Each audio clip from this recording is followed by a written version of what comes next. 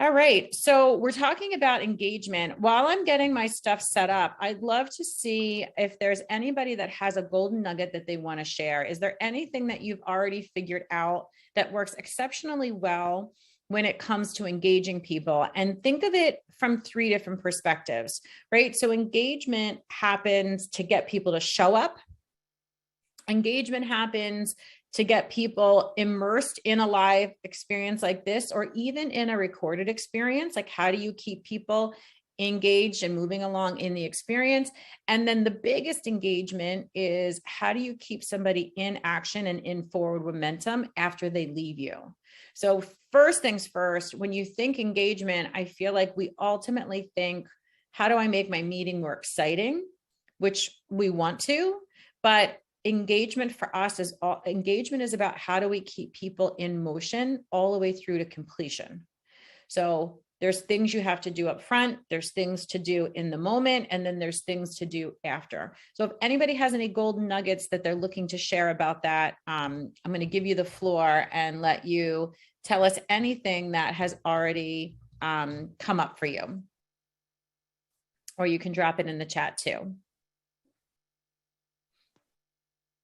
So one of the things that we are testing out right now that seems to be working very well is creating a Teams environment for any programs that we're running. And through that Teams environment, what we're doing is it's a platform for people to engage, almost like a social media, but to engage back and forth throughout, well, first off, before the program even starts, right? Then throughout the program and even after the program. And it's also an area where we can share files, share articles, send out activities, intersession activities, or even for our new hire orientation, we have now a new employee ambassador program. And so there's different announcements that are done through the organization that we're posting in that team site for those new employee ambassadors to say, like, hey, here's a nugget of information to engage with your new employee. So those are different areas of engagement that we are now introducing into a lot of our programming at SJI. So solid. And again, like, you're really capturing the essence of engagement. It's not just in the class engagement, which is important, but it's how do you get people showing up with the information they already need in order to make this live time really important. And then how do we keep them engaged after it's over to keep it going?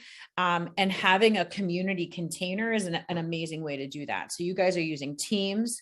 No brainer. In the entrepreneurial space, it's not uncommon to use Facebook, tends to be really popular. LinkedIn even has groups, that work really well. The only recommendation we make, it doesn't matter the platform. What the barrier to successful use of a platform is daily automatic action to that platform. So let me just explain what that means. The reason in the entrepreneurial world Facebook works so well is that people are already in Facebook. Anytime you require someone to learn how to log into something new, it's not a part of their day. They don't go there multiple times in a day. You have to do a lot of work to make that muscle memory that makes that a constant place that they go. So, because Teams is, really prevalent in your company, they're in Teams all the time, and you can, I'll give you a couple of other like goodies on top of that. Anything where you can tag people, because tagging is like nudging. And if you don't know what I mean by tagging, it's literally like the @ symbol and the person's name. And what that does is notifies them off the platform that there's something on the platform for them. It's like a little whisper in their ear. One of the things that we hear people say why they won't do that is they'll say, but it feels like I'm bothering them. It feels like I'm bothering them. I don't want to be annoying. They have so many things to do. Do you ever feel that way? Does anybody ever feel like, is this bothering somebody if I do this? Yes. Kirsten, yes. And the truth is, could it be? Sure. but ultimately, this is why, and Kirsten, we're thinking of this from two different perspectives. So when you're out marketing and selling, it can feel very bothersome when you're like constantly going back to someone else. But remember, somebody that's already on the inside of your program, whether they signed up for something free or whether they've made the investment, right? They're in the program for a reason. And the thing I love to say is that people always put themselves last on the list. So training will always be the first thing that gets cut in a busy day. And that's just a natural human thing, right? Training is something that's for you, right? To make you better in some way, your job better in some way, your skills better in some way. So when there are conflicting and competing priorities, we'll often put ourselves last. And sometimes it's that very little nudge that was like, oh yes, I needed to do that. Thank you so much. Like I choose to believe that, and this again is why we wrote the 4 steps. If what you've created is so powerful that it can get a result or change someone's life, right? Depending on what you've written, then it's in their best interest to be there. And they most likely want to be there. And those little tags and those little reminders help them. So I love it. Does anyone use any other platforms?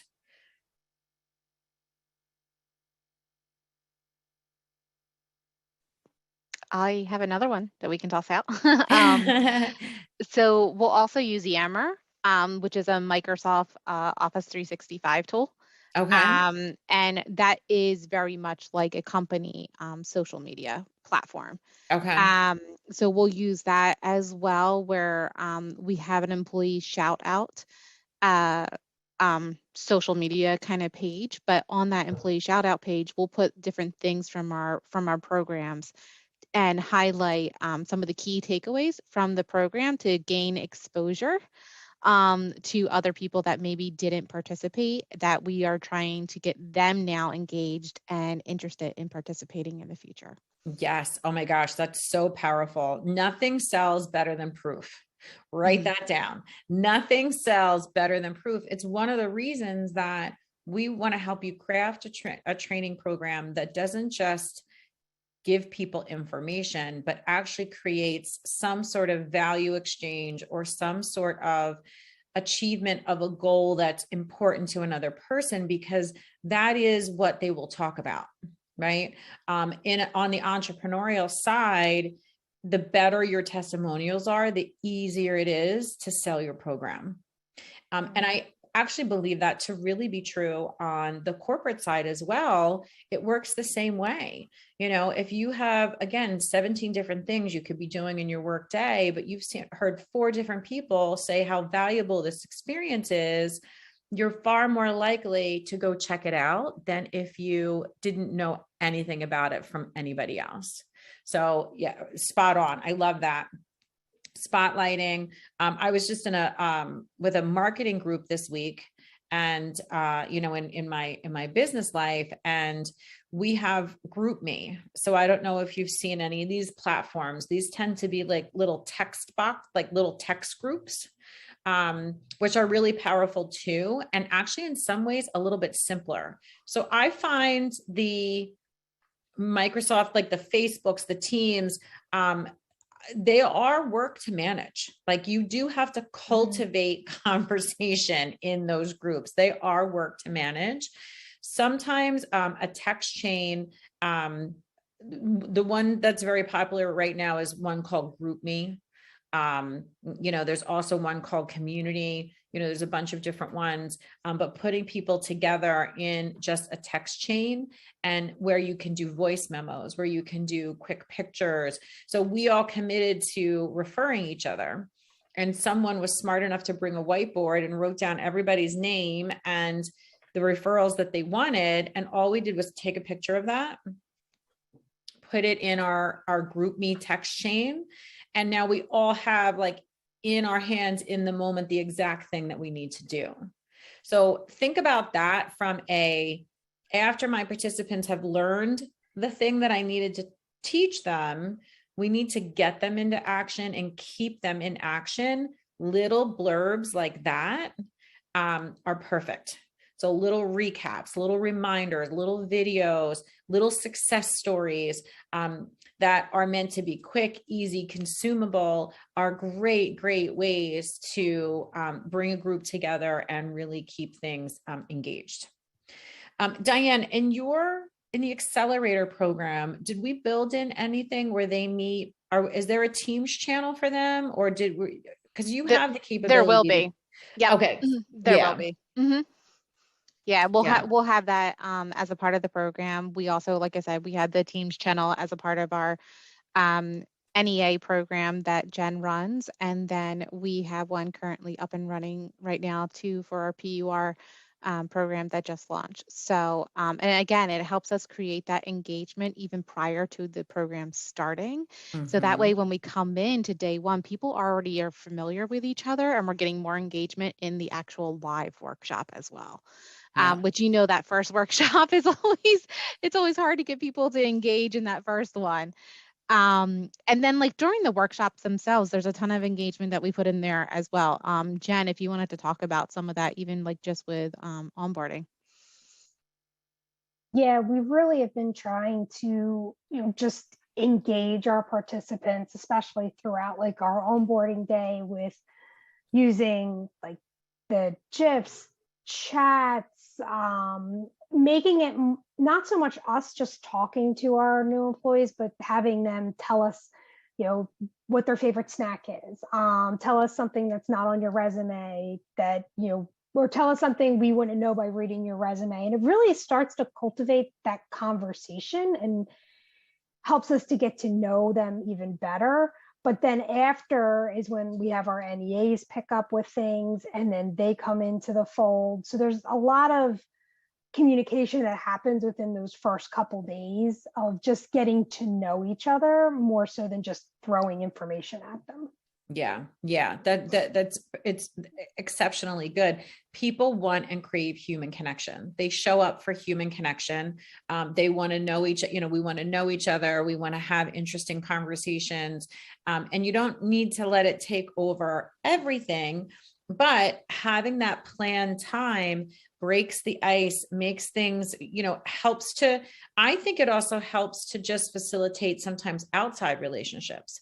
Many times I've gotten off of one of these calls and like message someone and be like, oh, you and I both went to blah, blah, blah, blah, blah. In this meeting we were at the other day, this was so funny, but you kind of bring people to this networking event, and someone had actually brought another person. And in the midst of like an icebreaker, they found out they went to the same high school. So like you find out like these interesting things that just, kind of build these connections a little bit more, which always contributes to that. What else is jumping out for everybody? These are such really good, rich ideas, and you're taking all the me having to say this, that, and the next thing out of the list. So thank you so much. What else? Who else? Kathy, Kirsten, and feel free to just put it in the chat. Even, what is your community piece going to be? What is your container going to be? I just got off a call with like a new potential member of my group, and I just made up to her, said we're gonna get together in the beginning and all agree on what platform we're most comfortable on, because if people aren't on Facebook, I'm not going to make them come over. So we're just going to do, because it's a small enough group, we'll just do it by consensus, either Facebook or text or WhatsApp or something. And like, how powerful is that? Sometimes we need to remind ourselves, we do not need to have the answers. We do not need to have the answers, and it doesn't always have to matter to us. What is going to be the thing that keeps our participant, like what is going to make it easiest for them? And when it's easiest for them, right, the less hoops, the less barriers, the less obstacles you put in the way, the more likely they are to actually get into the good stuff. I applaud that. I think that's genius. You know, you don't have to make everything up. You can, in the moment, decide what's there. One of the things that we do, one of the things that's really popular in the entrepreneur world is to have a database with like hundreds of trainings in it. Right? It's like a badge of honor that the more trainings you have, the better your program is. And actually, it couldn't be any further from the truth. The more trainings you have, the more confusion and overwhelm. And a confused mind, this is a sales tip, a confused mind always says no. If I don't know exactly what I'm supposed to do, exactly what this is for, and there's an ounce of confusion, I will simply say no. So it's the number one thing we hear about like LinkedIn Learning. So LinkedIn Learning, hands down, like we don't even need to create content for the most part anymore. Like it's there, and it's there by people that if we were inviting them to our organizations would cost us $20,000 for an hour and a half. And it's literally at our fingertips. It's so good. But if you ask the average employee, the average person, they pull up that database and they're like, first of all, I don't even know what, and then that's too long. Like they spend 30 minutes messing around trying to find something that they think is good for them. And they ultimately like throw up their hands and they're done with it. So how simple can you make things for people is an amazing way to engage. Yeah, so a really good example of just trying to simplify that for people just with LinkedIn in general is just creating like a 4 to 5 on-demand video like learning path. Yes. So that way we can say like, okay, hey, we have this learning path on DEI and these are the courses that we recommend. So that way they don't have to even search for that stuff. They already see what take the it all out of their organization- hands. Yeah, I love that. Such a good, and I want everyone to just sort of jot down this idea of learning path. So that is often something most people don't think about, but what is the journey? What is the path? And sometimes it's not the first thing you build, but it'll be the second thing that you build. So when you're first, like Kathy's just getting started brand new with her program, she needs to get, you know, the 3 to 5 buckets of information that she's heard most in her research that people need and start teaching that. And then from there, you can actually see the progression that people went through in order to achieve that goal. And and that becomes your learning path. That's how we got to the 4 steps for the signature, you know, for the accelerator program. We said if we boil this down to the most basic process, it's 1, 2, 3, 4. And if you do these things in this order, in the way we tell you to do them, you will actually have a program that you can get started with. Then we'll go back and add in, you know, the things. But I didn't have that learning path first. That was like became clear after running it a bunch of times and seeing where people needed redirection, needed guidance, things that didn't make sense. Like I said, I was just saying this earlier to Diane, we just revamped the program after a year. And I spent money to have like it professionally done and, you know, everything else. And I pulled out probably a good 50 to 60% of the original content that I started with. And because of that, one of the things that we always advise in the program is all you really need is a handful of the most commonly asked for videos, if you have any videos at all. And then we make the policy that whatever you tell us you need, we'll build it for you. So you need a template, you need a resource, you need a how-to. What do you need? And we'll build it for you. But I'm not going to build it unless it's actually something somebody tells me that they need. So you don't need, right? I want to dispel this myth. In order to have a successful program, you don't need hundreds of videos. As a matter of fact, when we work with established program owners and they ask us to help them elevate their impact, the first thing we do is pull probably 50% of those videos out and put them as clarity resources that we send out when people need them. Otherwise, just too overwhelming. Such good conversation. For my signature training program, we don't have a Facebook group. We don't have a group in that way at all. Our container that we went with was more of a project tracking board, and the use of live workshop sessions. So we have a regularly scheduled live session where you can come meet with other people in the program, connect with each other, get additional learning, get your specific questions answered. But we made people available to answer your specific question anytime you needed it through Monday.com. So again, no right or wrong way. One of the reasons I like to have these sessions this way is just so you can hear everything everybody's doing and pick the one that works for you and for your people. Kirsten, in our world, Facebook has become a real hot topic. People are anti-Facebook these days. So they're not going to come to your to your group there. So did you say what they landed on, or did you you're going to do that? So we haven't kicked off yet. So I was just going to have that be one of the points we discussed at the very beginning. Since I probably only have about 4 people, it'll be easy to manage, but then we'll see. The other really popular one, and I just started using it recently, is Voxer. So I don't know if anyone's familiar with an app called Voxer. That's very popular in the coaching world.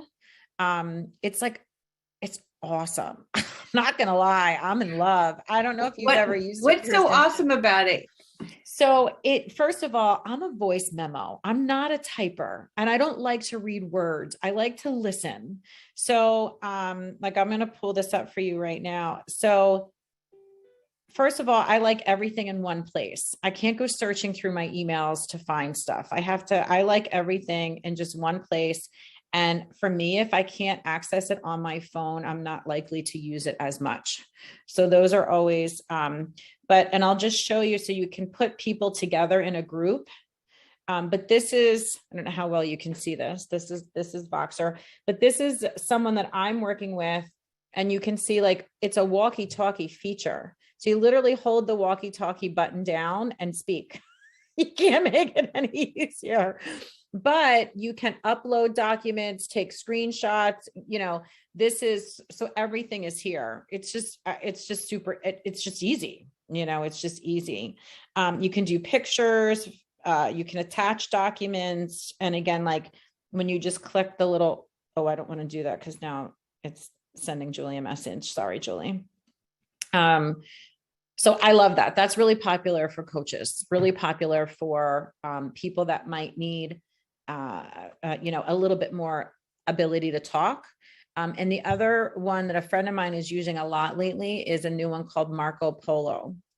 And that is the same thing as Voxer, but it's a camera. So you can do video conversations back and forth. She's after me to get on that, but I don't always like the face. So I prefer sometimes just the voice. All right. So we're coming up kind of the end of this 15 minutes. Is there any other tip or tool anyone wanted to share? We've had so many good ones. Thank you so much. I want to just if you have anything else, put it in the chat for us. I want to walk you through just we've done all the teaching, which is great. And now I'm just going to put the fine point on everything. I always come back to this. This is something I try and bring up almost every session. It is the 4 steps.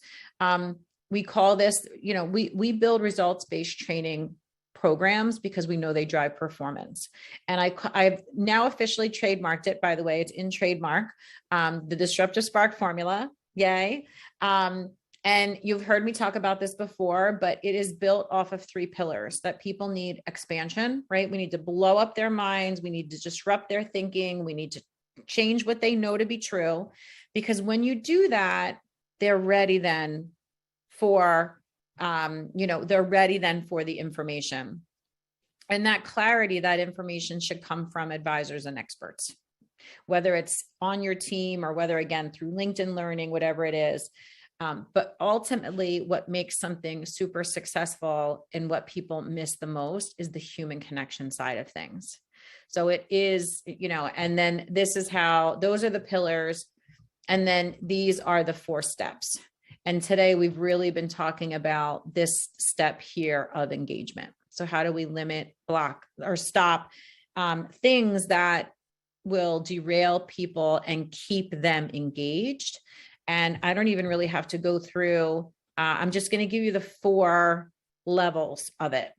And everything we talked about matches up pretty fairly to each one of these levels.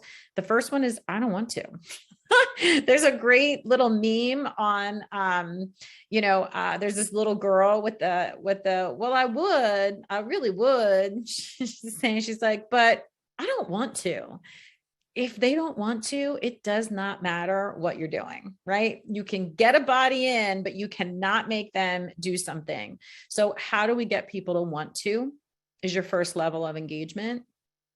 And then the reason they don't stay engaged generally is there's just too many distractions. Like there's just, remember we talked earlier about, there's only so much stimuli we can even take in.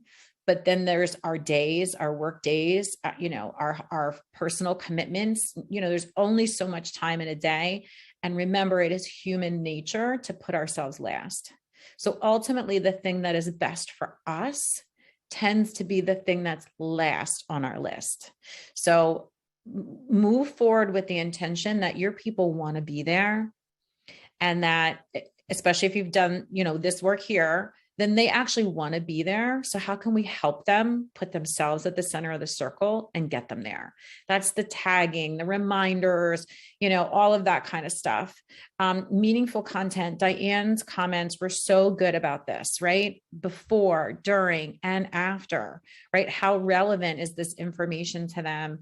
How much can we give them, drip it out over time so that they can remember, so that they come to the table ready to discuss, so that they have what they need in order to be successful as they're going out to implement. And then at this highest level, it's really just the human connection.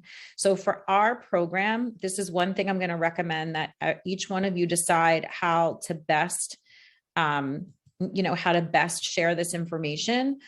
But at what point does you or someone on your team actually reach out one-to-one and check in? So we try and make it a goal for us to, especially with, the longer term clients, usually on a Tuesday. I stay away from Mondays because Mondays are very busy for people. They're very busy. They don't really want to, they're definitely not thinking about themselves on a Monday. Tuesday, maybe a little bit better. Monday, they're definitely not thinking about themselves.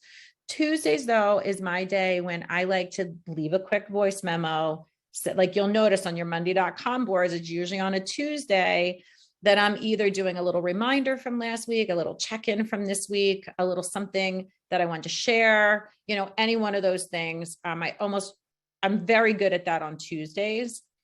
I try and do an end of the week check-in too. That doesn't always happen. My end of the week seems to fall apart on me. But Tuesdays is like a setup for the week. And then for me, the Friday is the, follow up, how did it go? And then the other thing that we've built in Monday.com that's another reason we use this tracking, is that, so each of the 4 steps, we've automated it on our back end. So when you click your dial from not started to in progress, we get a notification. So it's a reminder to us to send a quick note and be like, hey, I see you just got started. Good luck. Let me know if you need help with anything. It's that little bit of human connection. We also ask people to choose their date for when they believe they're going to have their first pilot ready to go. And we track to that date. So we keep note of, we send ourselves notifications as you're getting closer at intervals towards that date, so that we can be that little voice in your ear. Hey, how's it going? Are you working on it? Do you need anything? They're not likely to ask, but if you open the door, they are more likely to this is what I get all the time. Yeah. You know what? As a matter of fact, I get that a lot. They had been thinking about it, but they just didn't, they're busy, they're busy. So think about those little human connection, just those little, I'm thinking about you, I'm with you, I'm rooting for you. And those little personal connections can make a big, big difference. Anything else anybody wants to add on to that? Or at this point. Anything else you want to add on to that?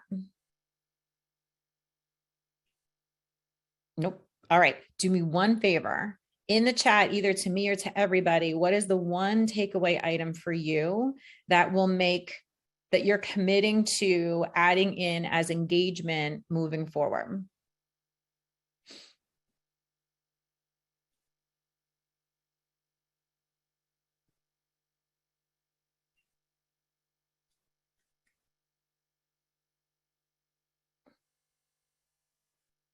Diane, I'm just saying this Slack. Yes, Slack is a really good one too.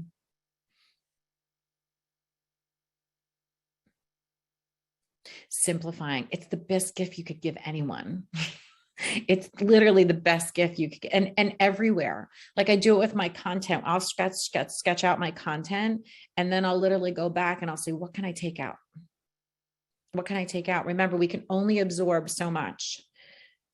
Having more intentional, thought-provoking asks of learners. Love that. More communication with groups to keep engagement going. Love it. Yep.